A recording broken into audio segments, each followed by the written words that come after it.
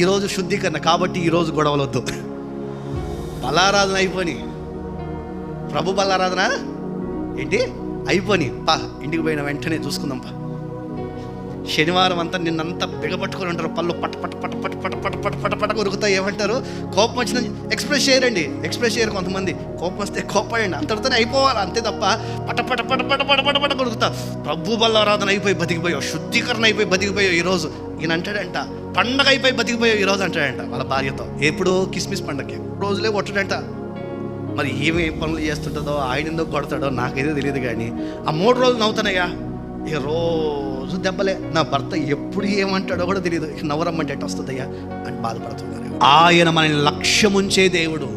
లక్ష్యముంచి మన జీవితాల్లో కలిగిన బాధలన్నీ కూడా తొలగించి ఆయన మన జీవితాల్లో ఆనంద సంతోషాలు నిలుపునుగాక.